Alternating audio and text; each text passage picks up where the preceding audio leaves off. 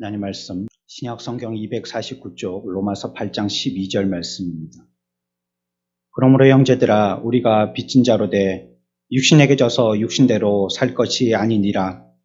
너희가 육신대로 살면 반드시 죽을 것이로되 영으로서 몸의 행실을 죽이면 살리니 무릇 하나님의 영으로 인도함을 받는 사람은 곧 하나님의 아들이라. 너희는 다시 무서워하는 종의 영을 받지 아니하고 양자의 영을 받았으므로 우리가 아빠 아버지라고 부르짖느니라. 성령이 친히 우리의 영과 더불어 우리가 하나님의 자녀인 것을 증언하시나니 자녀이면 또한 상속자 곧 하나님의 상속자요 그리스도와 함께한 상속자니 우리가 그와 함께 영광을 받기 위하여 고난도 함께 받아야 할 것이니라. 아멘. 우리는 로마서 8장에서 그리스도인에 대해서 생각하고 있습니다. 또한 그리스도인의 삶의 특징이 무엇인지도 살펴보았고 영의 생각을 하고 있는지 또 성령의 일이 무엇보다도 중요하다라고 생각하고 있는지 또 성령에 의해서 살고 있는지에 대해서 살펴보았습니다. 제 경험으로는 한 번 들어서 잘 모르겠더라고요. 제가 설교해도 그렇습니다. 매일같이 한 번씩은 꼭 새벽기도 때 우리가 차 운행할 때 차량에서 듣거든요. 오고 가면서 음성 파일을 다운받아가지고 휴대폰에 저장해가지고 차 안에서 계속 듣는데 그때마다도 기억 안 되는 말씀이 또 새로 떠오르고 못 듣고 그냥 스쳐갔던 지난 말씀들이 또 한 번 새롭게 잡히고 그런 경험들을 하게 됩니다. 한 번 들어서요 우리가 다 알겠다라고 생각할 수 없어요. 되신다면 여러분들이 반복해서 듣는 게 중요하고요. 놓치지 않고 또 듣고만 끝내가지고 내가 들었으니 다 안다라고 자기를 또 속여서도 안 되는 겁니다. 들은 말씀을 잘 기억하고 그 말씀 원리를 잘 해석해서 붙들고 살아내야 되는 겁니다. 언제 그것을 살게 되느냐? 여러분들이 힘든 삶이 있을 때, 공경에 처했을 때, 시험에 빠졌을 때, 그때 쓰는 겁니다. 그때. 우리가 평시에는 우리의 영적인 컨디션이 좋을 때에는 굳이 그 말씀이 아니더라도 다른 말씀 붙들고 찬양하고 기뻐하면서 살 수 있지만 그렇지 않을 때도 얼마든지 있는 거예요. 그때는 분명하게 내가 지팡이처럼 지탱하고 일어서려면 그 말씀이 있어야 돼요. 그 말씀을 모른다면 우리가 어떻게 내 갈 길을 선택하고 결정한 대로 용기 있게 의심하지 않고 나아가겠어요. 분명히 말씀을 우리의 무기로 삼기 위해서 잘 기억하기 위해서 반복적으로 듣는 것이 필요합니다. 우리가 앞에서 이런 것들을 생각했었습니다. 몇 주를 걸쳐서 계속적으로 반복해서 생각하고 있습니다. 그렇지만 오늘 이 시간에는요. 그것만이 유일한 시금석이 아니라는 것을 말씀드리려고 그래요. 그리스도인이 영적인 삶을 살아야 된다는 것. 또 우리가 지난 시간에 생각했던 것처럼 영적인 일이 무엇이고 무엇을 생각해야지만 영적인 사람이 되는가 이런 것들을 우리가 살펴봤지만 이게 다가 아니라는 것이에요. 자칫 잘못하면 우리들은 어떤 교리의 함정에 빠지기 쉬워요. 뭐 어떻게 하면 된다. 마치 칼 가지고 무 베듯이 이건 딱 이도막이야. 여지가 없어. 그 다음엔 이건 딱 이도막이야. 여지가 없어. 물론 우리들에게 그것이 기둥과 같이 힘이 되기도 하지만요. 그걸 다라고 얘기할 수는 없는 거예요. 우리 사람을 보고 뼈가 제일 중요하지. 뼈가 중요하죠. 그러나 뼈가 없이 뼈만 있고 살이 없이는 되겠어요. 살도 중요하죠. 그것처럼 신앙에서도 그것만이다 얘기할 수가 없기 때문에 오늘 사도는 또 한 가지를 우리들에게 시금석으로 보충해서 설명하고 있는 것입니다. 그래서 두 번째 시금석을 우리들에게 보충하고 있는데요. 그것은 하나님과 우리와의 어떤 관계성을 얘기하는 거예요. 같이 해봅시다. 하나님과 우리와의 관계성. 하나님과 우리와의 관계성. 이 말은 관계가 안 좋더라도 교리는 지킬 수 있다는 말입니다. 여러분들 부모하고 사이가 별로 안 좋아요. 그렇지만 가정에서 지켜야 될 질서는 얼마든지 지킬 수 있잖아요. 들어갈 때 신발 딱 정리하고 밥 먹고 나서 밖으로 싱크대에 갖다 놓고 내 세탁물은 세탁통에 갖다 놓고 이거는 부모하고 대화 한 번 안 섞어도 얼마든지 여러분들이 할 수 있어요. 신앙도 그렇다는 거예요. 우리가 얼마든지 우리들이 영적으로 살기 위해서는 뭐 해야 된다, 뭐 하지 말아야 된다를 갖다가 칼로 자르듯이 딱딱 정해놓은 대로 지켜낼 수 있지만 또한 우리는 그것만으로는 되지 않다. 하나님과의 관계도 중요하다는 거예요. 그래야지 어떤 사람이라고요? 그래야지 어떤 사람이라고요? 그게 그리스도인이라는 거예요. 그리스도인. 영적인 사람. 그리스도인이라고 얘기한다면 교리적인 탁월성만을 얘기하지 않는다. 하나님과의 관계성도 분명히 기억해야 된다는 것이에요. 7절 봅시다. 7절 같이 읽습니다. 시작. 하나님과 원수가 되나니 이는 하나님의 법에 기복하지 아니할 뿐 아니라 할 수도 없으니라. 어떤 관계를 얘기하죠? 하나님과 원수가 된다는 거예요. 무슨 생각이요? 육신의 생각이요. 육신의 생각을 갖고 있으면 하나님하고 1대1의 원수 관계 된다는 겁니다. 15절 읽습니다. 같이 읽습니다. 시작.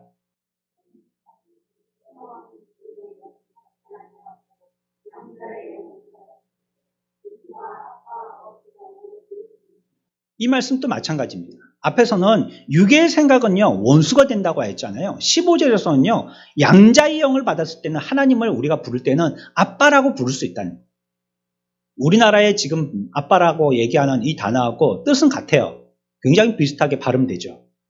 참 희한하죠. 아빠, 아버지라고 부를 수 있다는 거예요. 하나님께 대하여서. 이것도 뭘 얘기하냐면 하나님과의 우리와의 관계가 어떤 걸 얘기하는 거예요. 7절은 원수의 관계라는 거고요. 그리고 15절은 뭐예요? 부모 자식 관계라는 거. 이 관계성을 다 얘기하고 있어요. 그래서 그리스도인이라고 한다면 이 관계를 우리가 덮어두고 지나갈 수 없다는 거예요. 관계성은 분명히 중요하다는 것입니다.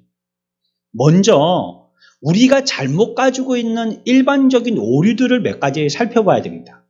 그리스도인이라고 할 때 우리가 잘못 생각하고 있는 것들이요. 첫 번째가 뭐냐면 내가 어떤 사람인가 이걸 물을 때요. 이 문제에 대해서 성경의 표준을 잡지 않는다는 게 문제입니다.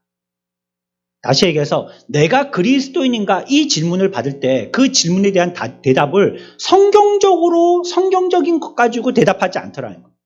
성경의 기준으로 대답하지 않더라는 거예요. 그것보다는 뭘로 대답하냐면 자기 자신의 표준을 가지고 얘기할 때가 많습니다. 그래서 우리들은요, 나는 분명히 하나님의 자녀라고 성경에 분명히 우리들에게 인치듯이 말씀하셨는데, 인친다는 것은 도장 찍는다는 거죠. 도장 찍듯이 우리들에게 말씀하셨는데, 이것 가지고 계속 의심하는 거예요. 왜? 자기의 마음을 보니까는 내가 예수 믿는 것 같기도 하고, 안 믿는 것 같기도 하고, 조금 알쏭달쏭 하거든요. 그게 뭐죠? 자기 기준이에요. 자기 기준.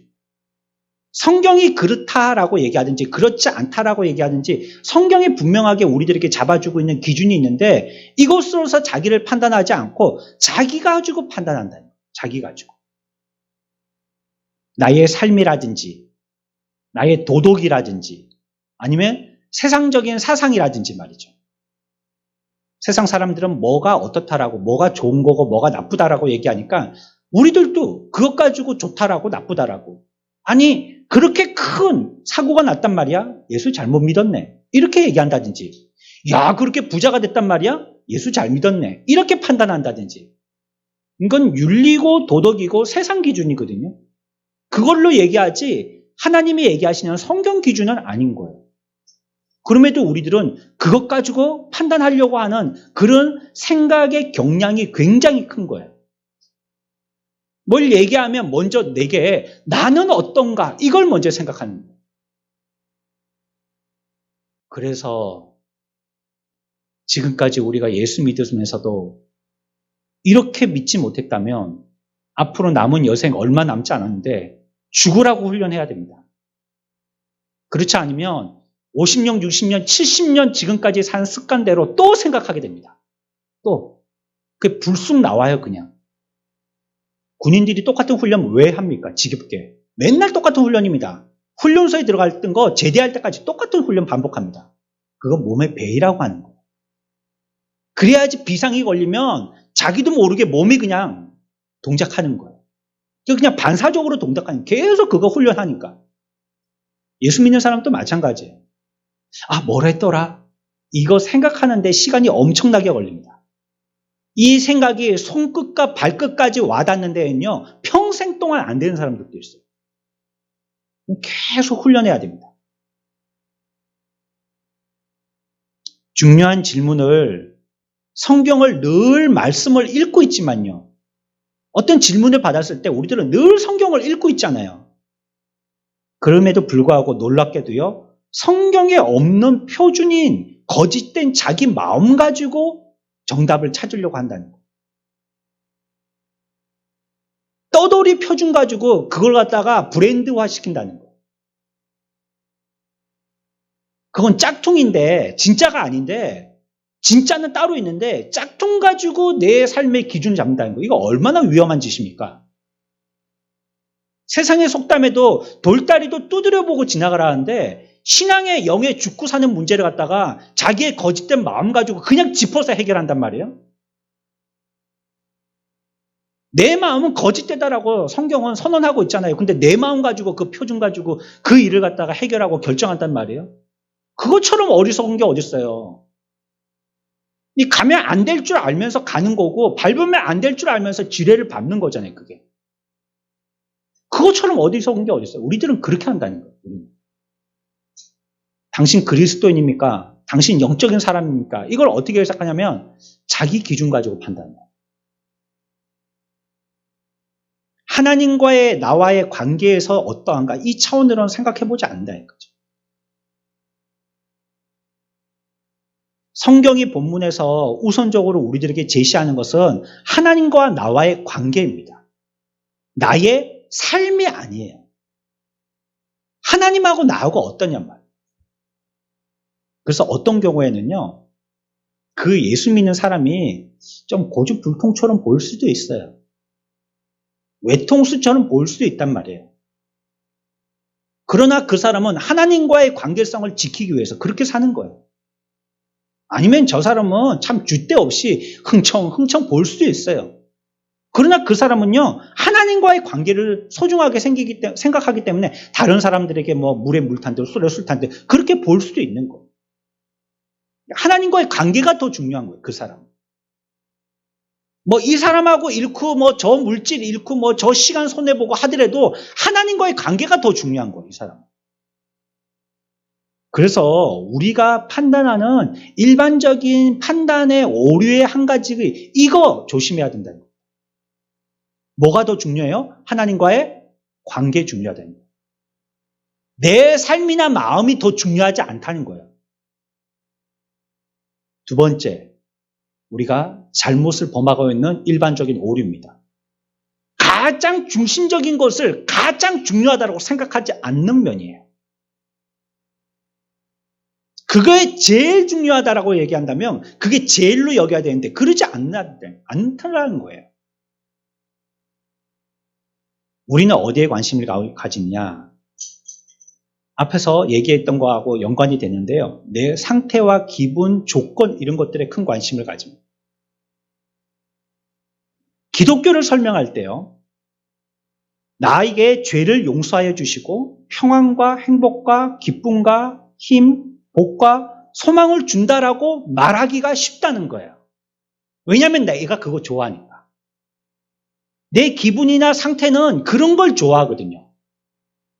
뭐 행복하고 평안하고 힘주고 복주고 소망주고 그러면 좋은 거 아니에요? 예수 믿는데 우리의 목적이 이런 데 있을 수 있는 거 다분히. 복 받으려고 예수 믿고 행복하려고 예수 믿고 불행할 것 같으면 내가 예수를 뭐 하려고 믿어? 이렇게 대답할 사람이 있을런지도 모르겠어요. 근데 우리가 중요한 것이 있는데 그것보다도 이 자신의 내적인 상태, 이것이 우리들에겐 더 중요하게, 더 무게감 있게 느껴지는 거예요. 하지만 성경에서는 어디에서도 이것이 최선이라고 얘기하지 않아요. 이것이 기독교의 궁극적인 목적이라고 얘기하는, 우리를 구원받게 해주신 것이 우리의 기분 좋게 하려고 구원받게 해준 것이라고 말하지 않더라는 거예요. 성경에 어디에 그렇게 나와 있죠? 너희들의 기분을 위해서 내가 십자가에 죽었다. 이 말씀이 성경에 몇 장 몇 절에 나오죠? 너희들을 행복하게 하려고, 너희들이 기분 좋게 하려고 내가 십자가에 달렸다. 이 말씀이 어디 나오냔 말이에요. 그럼에도 불구하고 우리가 예수를 믿으면서도 그게 목적이 돼서 믿더라는 말이죠. 그건 분명히 기준이 잘못된 겁니다. 그렇다면. 마태복음 5장 8절 말씀입니다. 우리가 무엇이 최선이고 무엇이 최우선이 되어야 하는지에 대해서 성경이 얘기하고 있습니다. 마태복음 5장 8절 같이 봅니다. 마음에 충만한 자는 복이 있나니 그들이 하나님을 볼 것이므로. 아멘. 죄 용서받고 새 삶으로 기쁨과 행복을 경험하게 됩니다. 그게 전혀 없는 건 아니에요. 세상이 줄 수 없는 참 기쁨을 맛보게 됩니다. 그러나 그것은 단지 같이 해봅시다. 선물일 뿐이에요. 여러분들이 선물 맨날 받나요? 맨날 받는 사람은 그건 선물로 안 여길 거예요. 아마. 맨날 받으니까 말이죠. 당연하게 생각하겠어요? 어쩜 맨날 받으면요, 안 줄 때는 왜 안 주나? 불평할 수도 있을 거예요. 그런 건 선물이에요. 그냥 하나님이 주신. 행복하고 기쁘고 뭐 건강하고 평안하고 이런 것들은 선물이란 말이에요. 그리스도의 영이 우리 안에 거하시면 마태복음 5장 8장에서 뭐라고 얘기했냐면 하나님을 볼 것이다라고 얘기했잖아요. 본다는 건 뭘 얘기하는 겁니까? 아는 겁니다. 아는 거. 보면 아는 겁니다. 우리가 심야기도 때에도 얘기했지만 소망은요, 보이지 않는 거거든요. 보인다면 뭐 하려고 소망할 겁니까? 보면 아는데 딱. 네? 여러분들이 천국을 모르니까 지금 천국에 안 가봤으니까 소망하잖아요. 이 땅에 천국이 있다. 여기가 딱 천국이에요. 그러면 천국을 소망할 필요가 없죠. 천국을 봤는데 뭘 소망을 해요. 근데 우리가 볼 것이라는 것은 지금 우리가 이 상태에 알게 된다는 겁니다. 그분을 알게 된다는 겁니다. 자꾸 보면 어떻게 되죠? 또 닮게 되죠. 부부간에는 자꾸 닮게 된다잖아요. 4, 50년 계속 같이 얼굴 보면서 사니까 비슷하게 닮아가는 겁니다. 그러니까 하나님을 볼 것이요 이 말은 알게 되고 닮게 된다는 거예요. 이것이 그에게는 최상의 일이 된다 이 말입니다. 그러니까 내게 있는 기분이나 감정이나 뭐 좋게 되어지고 어떻게 되어지고 이런 것이 우리의 삶에 대한 표준이 아니라 그분을 계속 봄으로 말미암아 알고 닮게 되고 그분이 우리들에게 최상의 선택, 최고선의 선택이 된다는 것이에요. 근데 그렇지 못할 때는 어떻게 되느냐? 자꾸 이러한 우리에게 선물로 주신 것이 우리의 목적이 되어져서 우리의 삶의 방향이 그렇게 바뀌게 되더라고요. 그래서 이런 것들이 목적이 되어지면 그것을 위해서 신앙도 버리게 됩니다. 하나님의 선물로 주셨음에도 불구하고 하나님으로부터 기인된 줄 기억하지 못하고 오히려 그것 가지고 하나님을 저버려요. 지난 시간에 말씀드렸습니다. 그래서 얼마든지 우리들은 종교로 인해서 하나님을 방해할 수 있다고. 종교 생활이 하나님을 방해할 수 있다고요. 순진하게 하나님을 믿어야 되는데 종교적인 행위, 권위, 사람들 앞에 자존심, 위신 이런 것 때문에 오히려 하나님 앞에 더 나가는데 방해가 얼마든지 될 수 있는 거예요. 바리새인 서기관 되는 거죠. 그러면. 세 번째 우리가 범하고 있는 일반적인 오류입니다.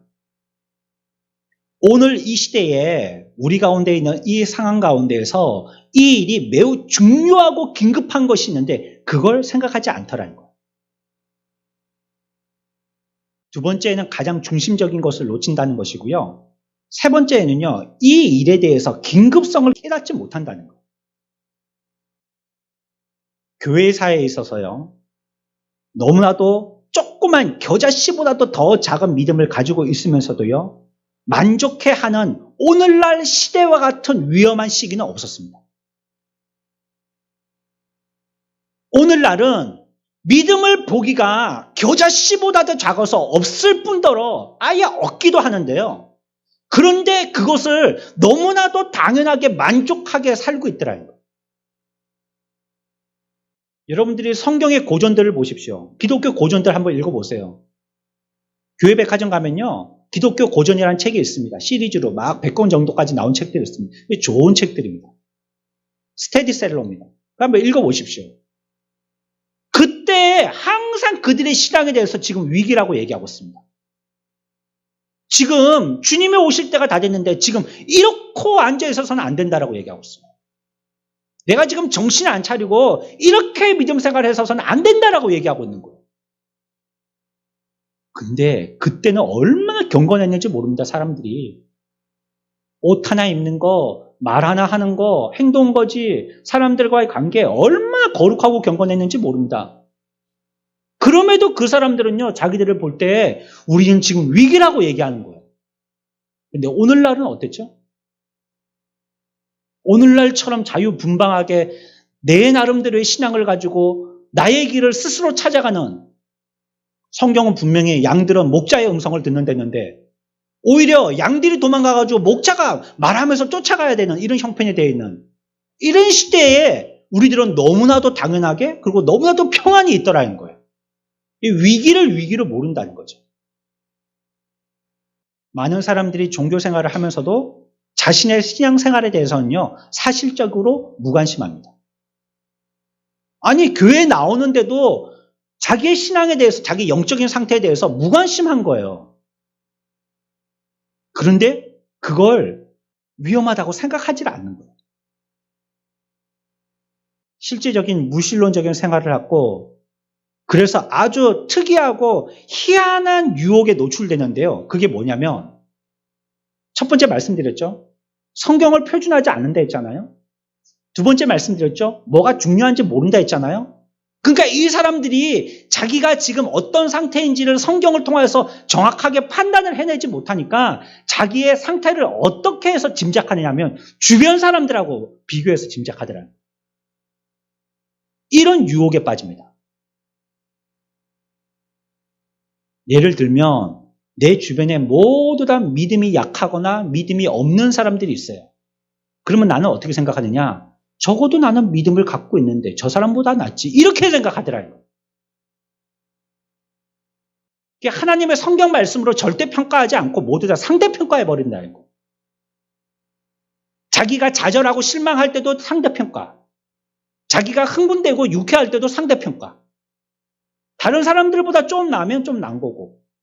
자기가 10점이든지 5점이든지 상관없어요. 커트라인은 80점인데. 다른 사람들이 1, 2점 맞고 내가 3, 4점 맞으면 다른 사람들보다 낫다 이렇게 생각한다는 거예요. 이 심각한 겁니다. 나의 믿음이 너무나도 작으면서도 그 믿음이 대단한 줄 착각한다는 거예요. 주변에 불신앙의 태도를 취하는 사람들로부터 위로를 받죠. 난 저 사람보다 나아 그래도 주의는 지키니까. 어쨌든 내가 믿음은 갖고 있잖아. 이걸 충분하다라고 여기는 거예요. 하지만 이런 태도는 매우 적절하지 않은 태도입니다. 성경이 아니잖아요. 성경에서 그렇게 얘기하지 않는데요. 내가 위로받아도 그게 참 위로가 됩니까? 그리스도인이 단지 하나님을 믿기만 하는 자가 아님을 깨닫기 바랍니다. 그것은 오늘 사도가 우리들에게 강조하는 바가 아니에요. 여러분들 오해하지 마십시오. 믿는다라고 하니까 믿기만 하면 다다라고 생각하지만 무슬림들도 믿습니다, 하나님. 이슬람 교도들도 하나님 믿는단 말이에요. 이름은 달라서 그렇지. 우리 조상들은 안 믿었어요? 천지 신명이요. 천지, 하늘 믿잖아요.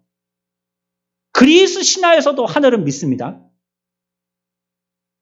유대인들요? 전혀 우리와 다른 종교이지만 그들도 하나님 믿습니다. 야고보서 2장 19절에서는 뭐라고 얘기했느냐? 귀신들도 믿고 떠느니라 라고 했어요. 귀신도 믿는다는 거예요, 하나님은. 믿으면 다지 뭐. 믿으면 끝나는 거지 뭐. 그 믿음이 다가 아닙니다. 믿는 것은 필수적이지만 하나님의 존재를 믿는 것으로서 그리스도인이 되는 것은 아니라는 것. 그보다 우리들은 훨씬 더 깊이 들어가야 돼요. 그래야지 그리스도인이 되는 거예요. 그래서 이런 세 가지 일반적인 오류를 조심해야 되고요. 사도는 우리들에게 그래서 이런 원리를 얘기해요. 그러면 과연 믿음이 다가 아니라면 어떻게 해야지 참 그리스도인의 균형적인 삶을 살 수 있는가, 영적인 삶을 살 수 있는가 우리들에게 얘기하거든요. 뭐라고 얘기하냐면요. 하나님을 사랑해야 한다라고 얘기합니다. 어떻게 해야 된다고요? 하나님을 사랑해야 된다는 거예요.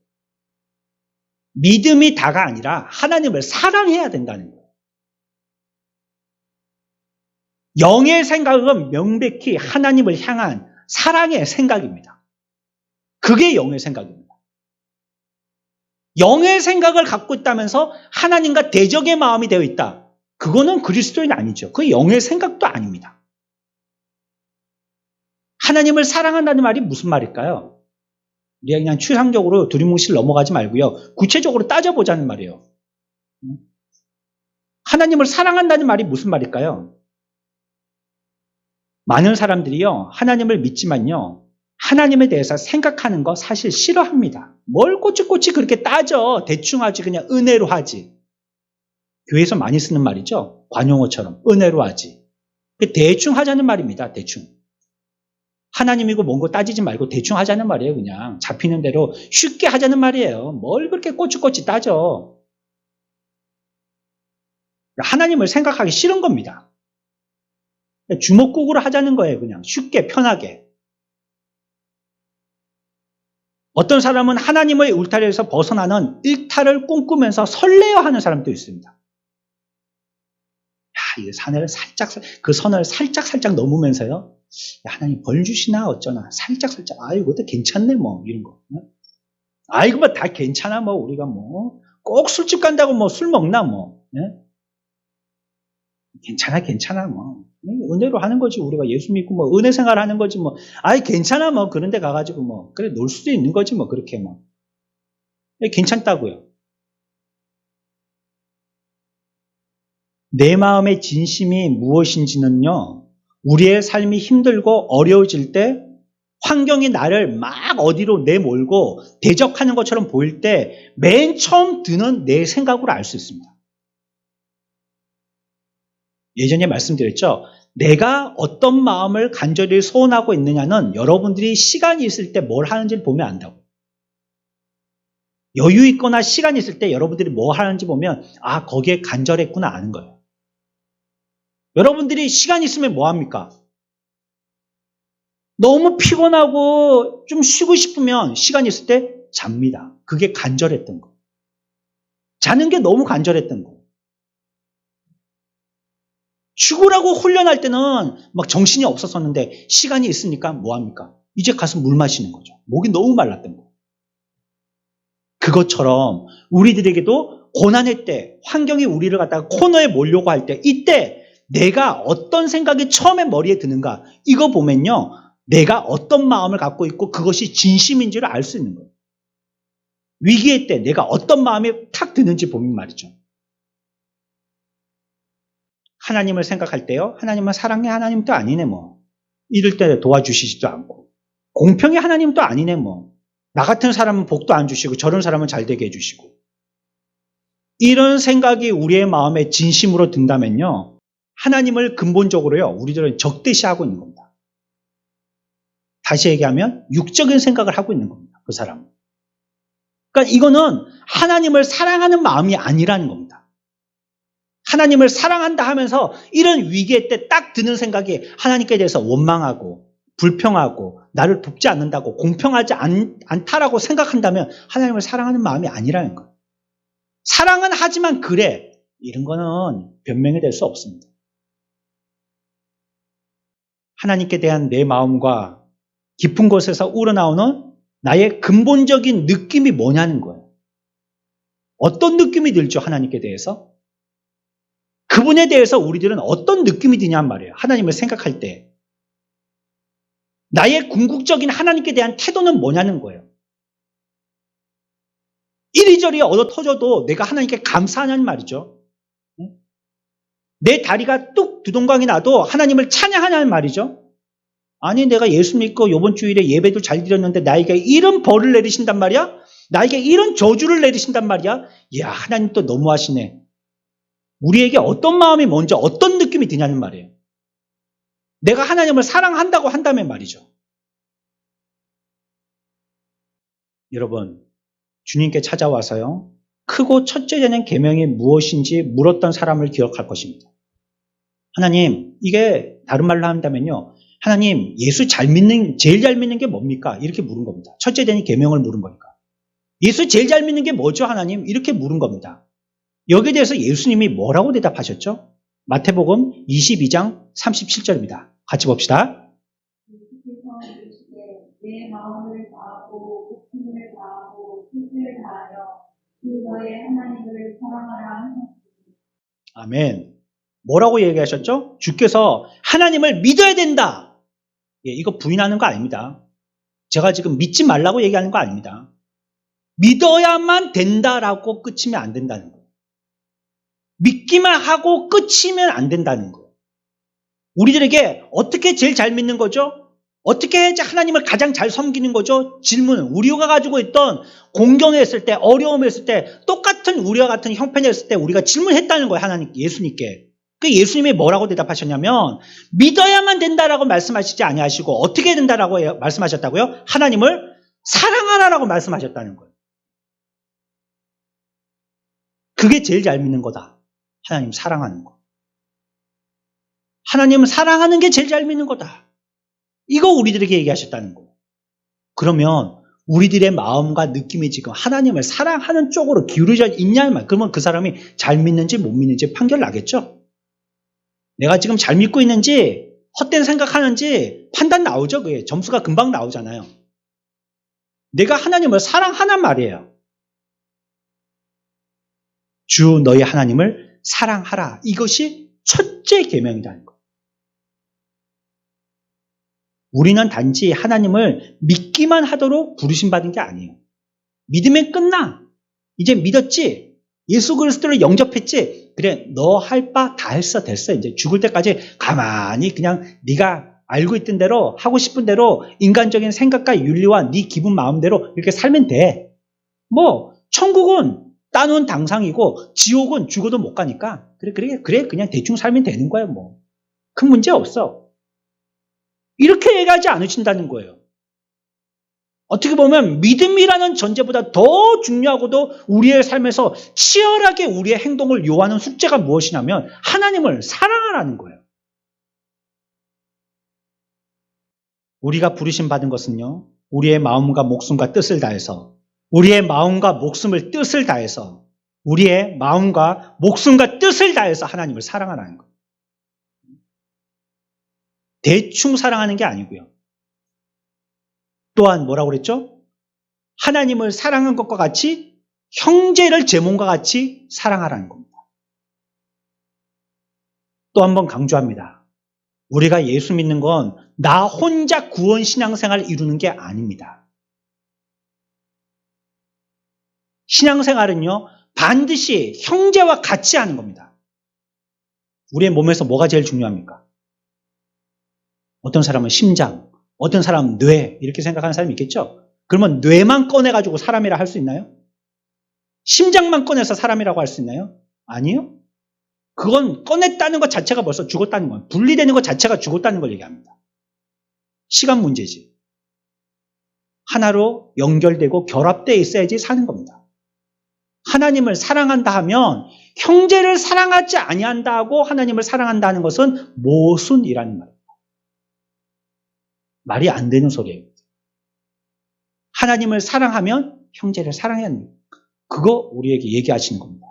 웨스트민스터 소요리 문답의 첫 질문이 뭐죠? 인간의 첫 번째 목적은 뭡니까? 예요.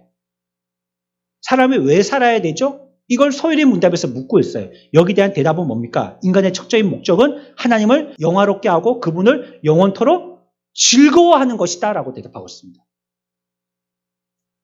그분을 믿는 것뿐만이 아니라 그분을 영화롭게 하는 것, 그분을 사랑하고 그분의 명예와 영광을 위해서 살아가는 것, 이게 우리의 첫째 되는 일이라는 거예요.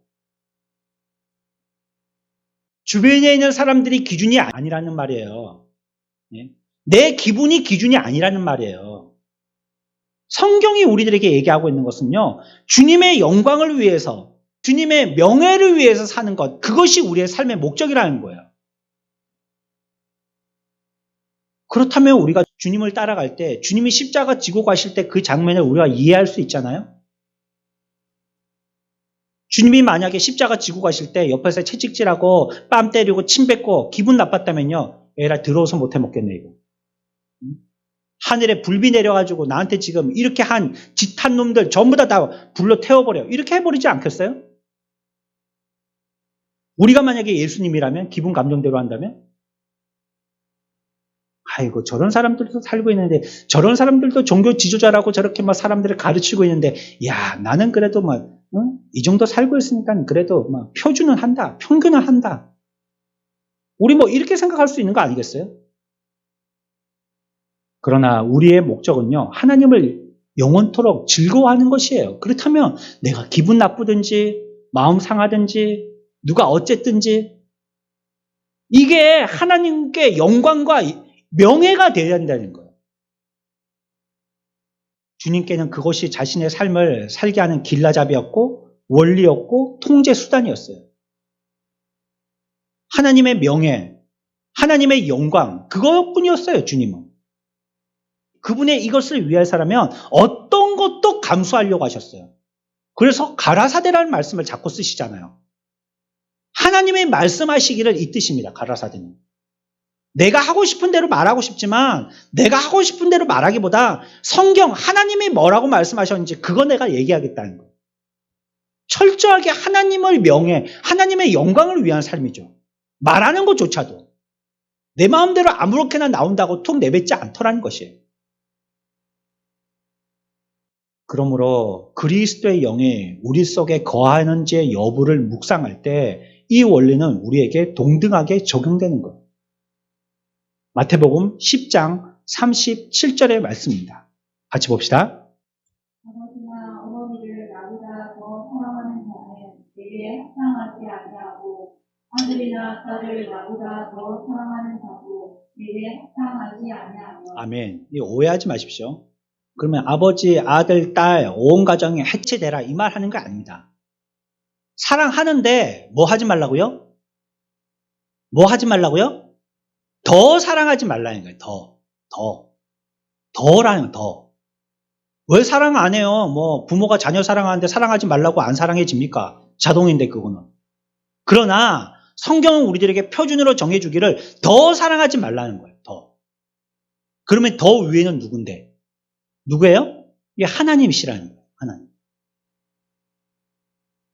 우리는 다른 무엇보다도 어느 누구보다도 그분을 사랑해야 된다라고 성경은 얘기하는 거예요.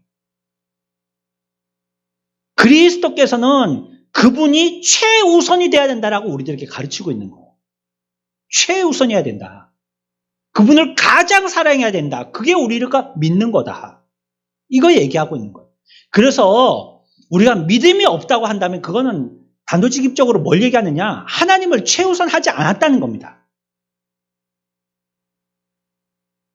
우리는 하나님 앞에서 그리스도인의 삶을 살아야 되는데 그렇지 못했다는 것은 그분을 배제했다는 거예요.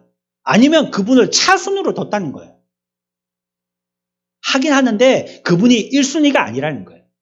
오히려 내 자녀와 하나님과의 위치가 바뀌어버린 거예요. 하나님은 두 번째고 자녀가 첫 번째. 하나님은 두 번째고 직장이 첫 번째. 하나님은 두 번째고 내 건강이 첫 번째. 하나님은 두 번째고 내 명예 지위가 첫 번째.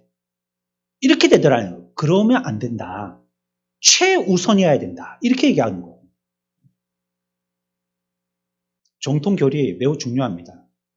믿음 역시 절대적으로 중요합니다.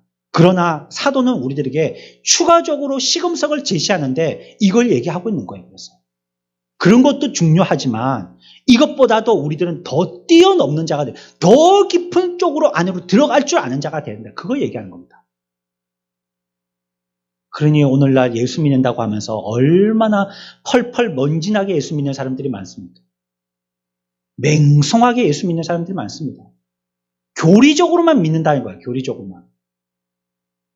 하나님을 아는 지식은 제가 그런 얘기를 들은 적이 있습니다. 우리 친척 가운데 누가 그런 말씀을 하셔서요. 여쭤보니까 그분도 예수 믿으신다는 거예요. 옆에서 다른 분이 좀 거드는 걸 말씀하시더라고요. 잘 믿는다고. 그러면서 뭘 말씀하시냐? 학생들도 가르치고 모두 누구도 가르치고 이 사람들도 가르치고 어디 가서 세미나도 하고 잘 가르친다고. 저는 그거 깜짝 놀랐습니다. 아, 이분은 예수를 잘 믿는다는 걸 잘 배우고 가르친다고 믿고 있구나. 아, 깜짝 놀랐습니다. 그 말을 듣고. 우리가 혹시 이런 오류에 빠질 수도 있다는 말이에요. 예수 잘 믿는 걸 머리에 뭘 잔뜩 넣은 걸로 그걸로 예수 잘 믿는다라고 생각한다는 거예요. 아니면 오랜 연륜을 통하여서 예수 믿어 온 거 그걸로 예수 잘 믿는다라고 생각한다는 거. 그것도 중요하다라고 얘기했습니다. 교리도 중요해요. 믿음도 중요해요. 그거 없으면 안 되는 겁니다. 내가 그분을 사랑하는가 이 질문할 때 내가 나 자신을 정직하게 점검할 때요. 내가 그분을 보지 못했지만 그분을 사랑합니다라고 말할 수 있어야지만 그 사람이 그리스도인이라는 거예요. 내가 이거 손해보고 내가 오늘 돈벌이 안 되고 내가 좀 건강 잃고 이러더라도 내가 주님을 진심으로 사랑합니다. 이렇게 얘기할 수 있어야 된다는 거예요. 그 사람이 진짜 그리스도인이라는 거예요. 아니 위험과 위기의 시기에는 우리들 미꾸라지처럼 다 빠져나가고 말이죠.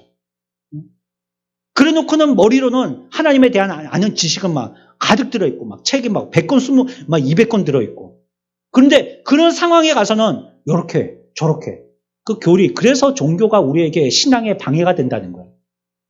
아니까 오히려 하나님을 갖다가 더 순수하게 못 믿잖아요. 이렇게 빠지고 저렇게 빠지고 어디 하나님이 성경에 술 취하지 말라고 그랬죠. 술 먹지 말라뇨. 이렇게 말하고 말이죠. 그 성경 읽어본 사람이 하는 말이거든요. 10중 8구 술 먹는 사람은 취하게 돼 있습니다. 제가 먹는 사람 중에서 안 취한 사람 본 적이 없어요. 저는 개인적으로. 그런 말 있죠. 우리나라 말에. 처음에는 사람이 술 먹고 좀 가다 보면 술이 술 먹고 나중에는 뭐가 뭘 먹어요? 술이 사람을 먹습니다. 모르겠습니다. 무슨 말인지. 또한 이 사랑은요. 어떻게 표현돼야 됩니까? 우리가 그분을 최우선으로 나타나는 것. 또 한 가지. 우리가 하나님을 사랑한다면요. 그 명령을 준행하는 것으로서 그 사람이 사랑하는지를 알 수 있다는 거예요.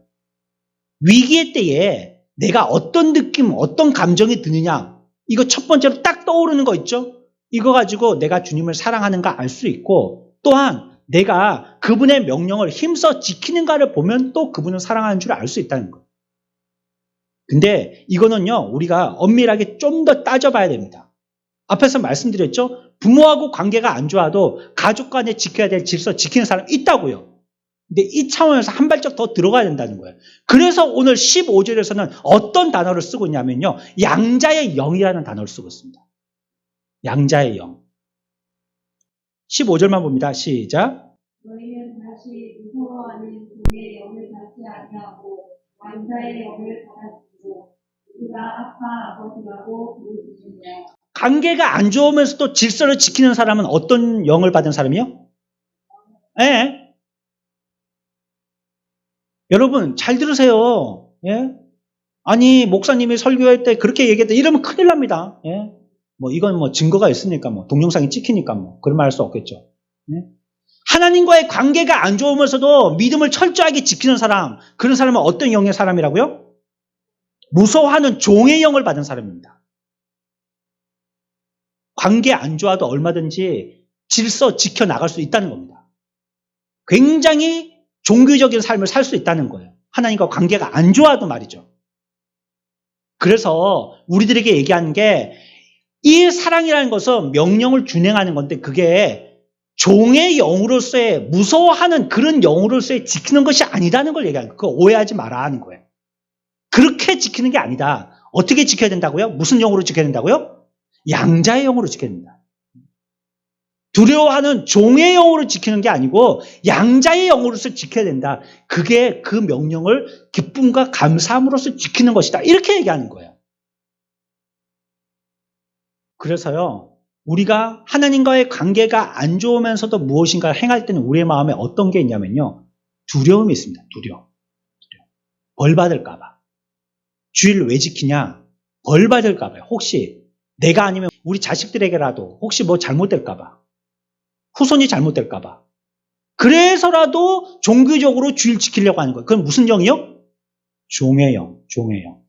두려워하는 종의 영으로 지키는 겁니다. 내가 이렇게 안 하면 뭐 내 살림 거들날까봐. 큰 불화가 닥칠까봐. 우환이 올까봐.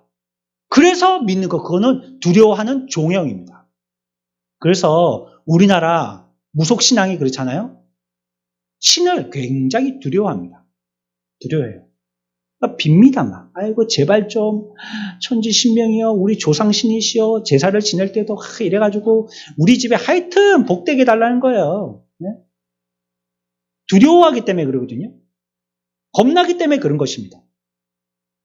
근데 그게 이제 두 번, 세 번 지나다 보면 뭐 첫 해, 둘째 뭐 한 10년 지나 보면 별거 아니네 싶으니까 에이 없애자 이런 말도 하고 그러잖아요. 두려워하는 영이 있기 때문이죠. 앞에서 예를 들었던 것처럼요. 자녀가 잘 지켜요, 질서를. 왜 잘 지키느냐? 엄마한테 혼날까 싶어서 지키는 거예요. 이거는 엄마를 사랑하는 건 아니에요. 안 지키면 뚝감 맞으니까.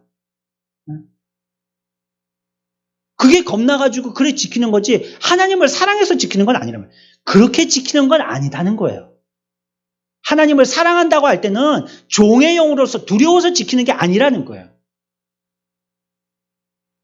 성령의 사람이 되는 것이 자신에게 달려있고 복음이 불가능할 정도로 아주 높은 기준을 우리들에게 제시하고 많은 것을 요구하고 희생을 강요하고 사랑하도록 압박하고 내가 소중히 여기는 것을 모두 버리도록 한다고 느껴서는 안 된다는 거예요.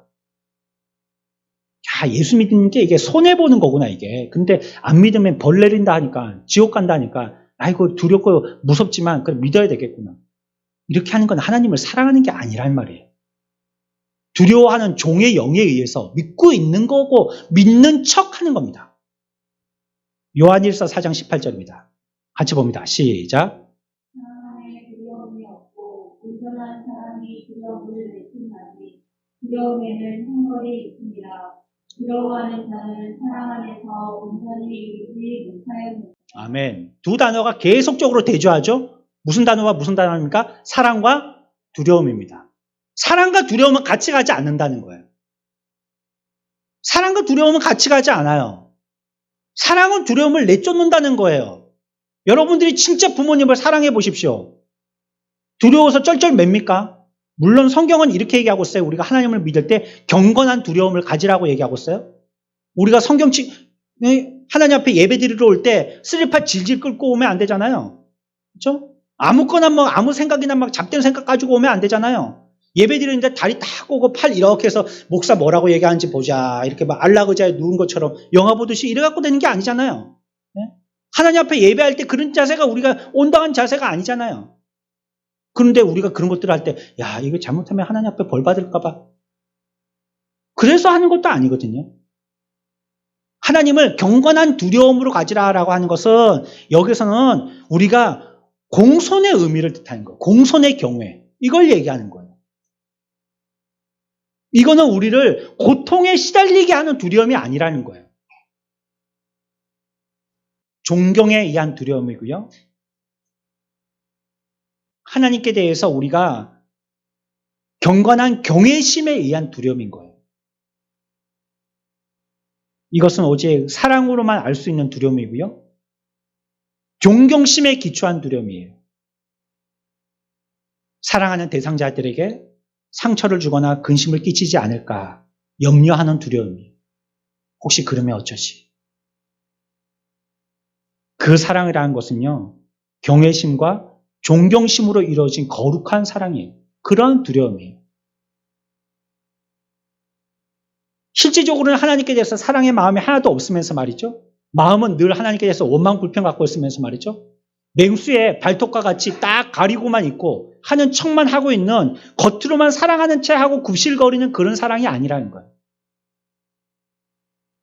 사도는 그리스도인은 종의 영을 가진 자가 아니라 양자의 영을 가진 사람이다라고 얘기하고 있습니다. 그러니 우리가 하나님을 진심으로 이와 같은 경외심에 의한 거룩한 사랑, 하나님께 대해서 존경하는 사랑, 이런 사랑이 있기 때문에 하나님을 두려우신 하나님이여라고 부르지 않다는 거예요. 그러면 우리는 하나님을 뭐라고 부릅니까? 이런 사랑을 갖고 있다면 하나님을 어떻게 부르냐는 거예요. 어떻게 부르죠? 예, 그래서 아빠, 아버지라고 부른다는 겁니다.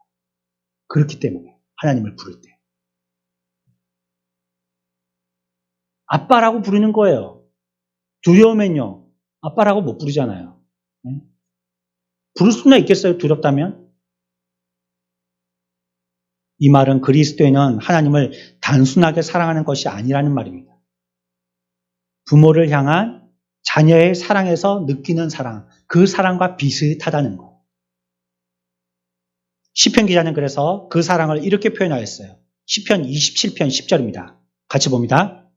내 부모는 나를 버렸으나 여호와는 나를 영접하시리이다. 아멘. 부모가 나를 이와 같이 사랑하니 나도 부모를 그와 같이 공경하고 경외하고 존경해야 되겠구나. 그 사랑을 가진다는 거예요. 자녀가 언제 효도할 수 있죠? 돈 많을 땐가요? 사회적인 기반 잡을 땐가요? 아니요. 부모의 사랑을 느꼈을 때입니다. 그때서야 효도하게 됩니다. 그 전까지는 못해요. 못해. 하나님의 자기에 대한 사랑이 어떤 사랑인지 깨달아야지 자녀도 자녀 노릇하게 되는 것이에요. 그래서 우리가 자녀 낳아보니까 알고 그제서야 부모님께 효도하려고 그러는데 부모님은 벌써 떠나시는 거예요. 늦게 깨달으니까. 하나님이 우리들을 얼마나 사랑하는지 알 때 하나님께 대한 우리의 사랑도 올려드리시는 거예요. 하나님을 향한 우리의 느낌이 자녀의 신분과 관계에서 우러나는 것이어야 되는데 과연 우리가 하나님을 사랑한다라고 하면 우리가 자녀가 하나님을, 부모를 사랑하는 그런 마음과 사랑으로 사랑하냐는 거예요. 그거 질문하고 있는 겁니다. 내 속에 있는 큰 죄의식이 있을 때요, 나는 하나님을 믿고 하나님을 아빠로 부를 수 있냐는 말이에요. 그럼에도 불구하고 내 잘못은 성령께서 우리의 죄를 자각시키시는 것입니다.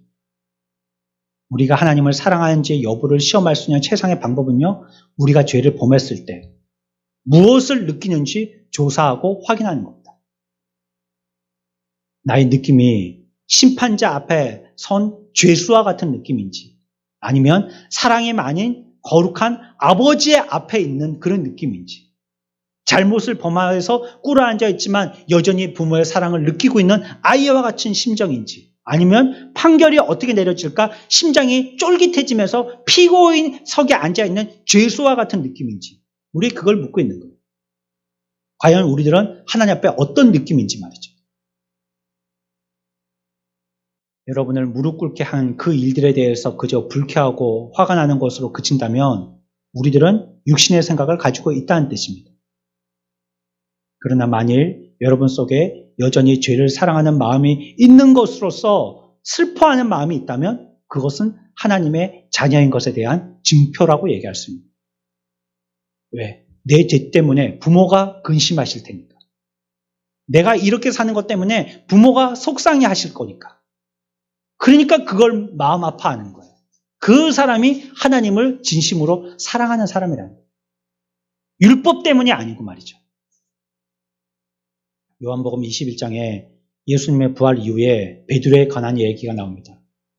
베드로는 모든 사람이 예수님을 버린다 해도 자신은 그리스도를 따르겠다고 약속했습니다. 그러나 그 후에 저주하고 맹세를 하면서요, 그분에 대해서 모른다고 3번씩이나 부인했습니다. 맹세하면서 부인했어요. 예수님이 십자가에 죽으셨습니다. 그리고 3일 만에 부활하셨습니다.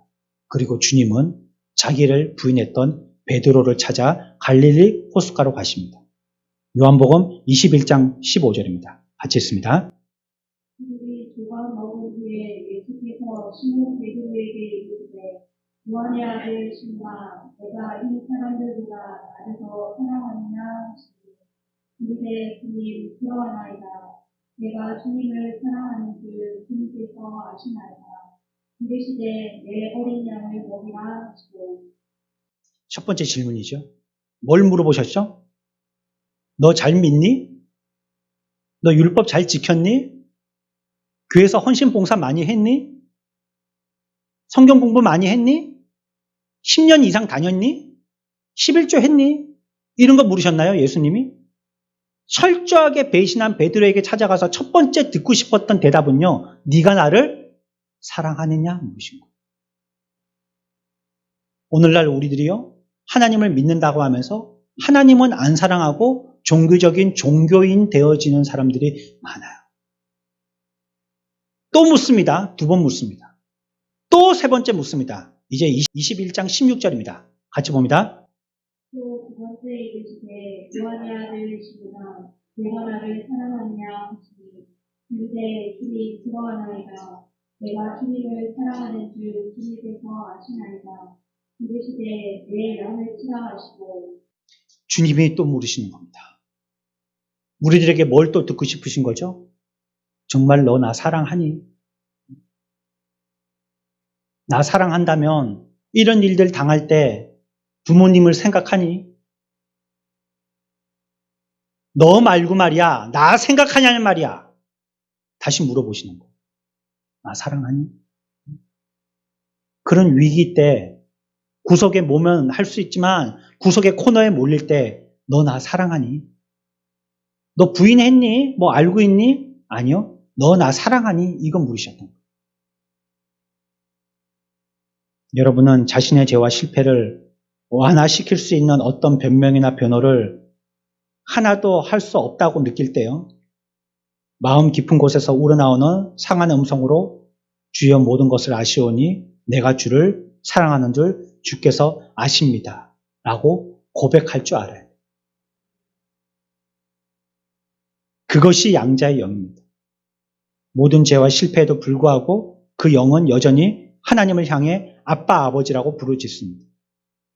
그분을 믿기만 하는 것이 아니라 그분을 사랑하는 것입니다. 그것이 그리스도인입니다. 이 시대를 살고 있는 저 여러분들, 사랑하는 우리 모든 성도들, 우리가 하나님을 사랑했습니까? 건조하게 종교적으로 믿고만 있지 않았습니까? 내가 그리스도인인가요? 이 시간에 스스로에게 질문하고 하나님 앞에 한번 확답을 얻어봅시다.